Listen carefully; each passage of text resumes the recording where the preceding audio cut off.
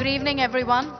Thank you very much, Preeti. As Preeti mentioned, our next session is called The Power of a Story, Craft Your Narrative to Succeed. I'd like to invite on stage Arvind Vijay Mohan, and I know all of you will be wondering who exactly he is. I've decided that the best introduction perhaps can come from Arvind himself. He's a master storyteller, so let's hear it for him, please. Arvind Vijay Mohan. Arvind, go ahead and do what you do best. Thank you, Akshita. From the second she entered the room, he couldn't take his eyes off her.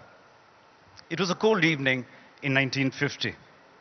For the first time in days that had felt like months, he felt the minutes melt away.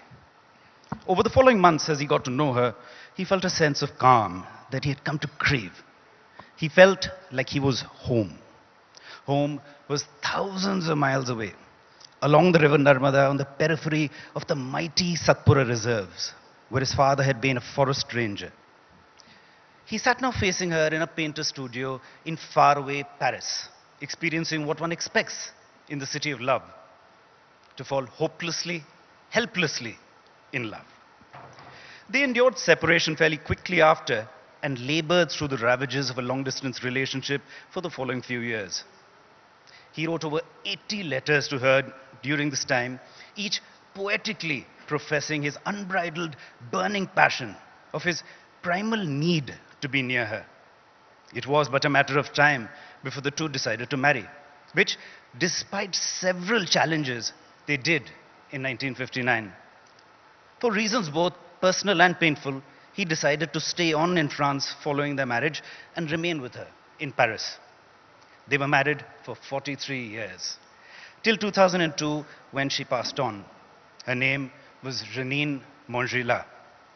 Over their decades together, with her as the wind beneath his wings, he became a celebrated artist, feted in France and around the world. Living away from his motherland, however, wasn't an easy decision, but the things one does for love. Despite living in France for 51 years, he never gave up his Indian nationality. Despite living away from India for 51 years, nearly all that he created spoke about India, showcasing the vitality, the colors, the energy, the magnificence, and the spirituality of our splendid country. Each an intense ode to India. How to paint, I learned from France. But what to paint, I learned from India. These words are those of the Indian modern master, Syed Haider Raza. This is what Arvind Vijay Mohan does best. I'm sure you've seen his videos on Instagram where he brings these stories alive, real stories of men and women. And so far, you'd never really come across their stories, but he makes it interesting and makes it extremely inspirational. What's interesting about Arvind is also that he's a founder of India Art Investor, very well known across the country and worldwide also. But Arvind, let's focus on your storytelling now. On Instagram, right? People's attention span is just a few seconds before we scroll up. Sure. How is it that you managed to ensure that the Gen Z and everyone else is on Instagram gets hooked onto your stories? Where did this start, this art of storytelling? How does it help you also? You know, if I enter a room, Akshita, I'm not going to be the richest. I'm not going to be the best looking. I'm not going to be the most charming necessarily, but I'm definitely going to be the hungriest.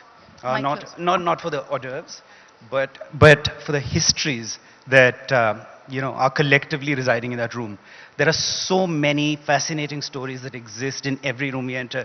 You know, I promise you, if 6 of us sit together at a table together, we'll have a Bollywood pot boiler ready to go. But we need to be curious. So I think most of what I'm able to share comes by virtue of my curiosity. That is the driving force behind everything that I share. Everyone's got a fascinating story to tell. And when I think about how it's helped me in my profession, it's not rocket science really.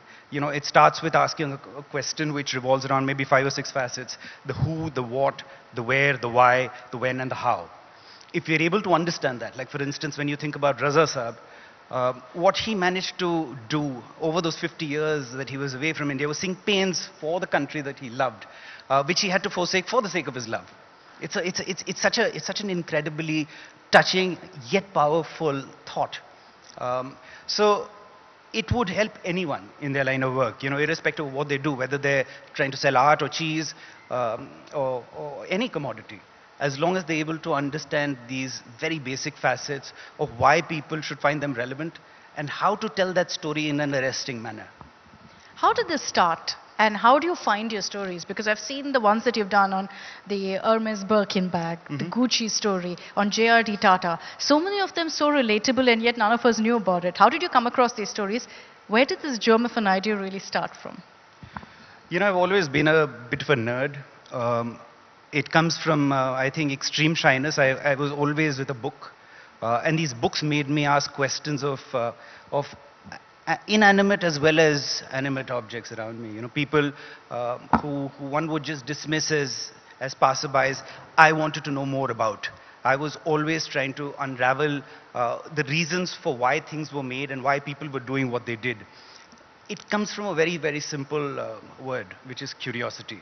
The need to know why, something that we celebrate so widely, a particular brand that is celebrated, Louis Vuitton, for instance. Why is Louis Vuitton worth the price that one pays? That's a question that perhaps pushed me in directions of trying to unravel what is so fascinating. It's just, a piece of leather that's been stitched together. Did you find the answer? I do. I'm sure everyone here also wants to know what makes these brands so expensive. Well, every brand has a story, but it comes down to preserving the legacy of being able to protect what the founder had encapsulated as his or her vision, and making sure that it is protected through the centuries following.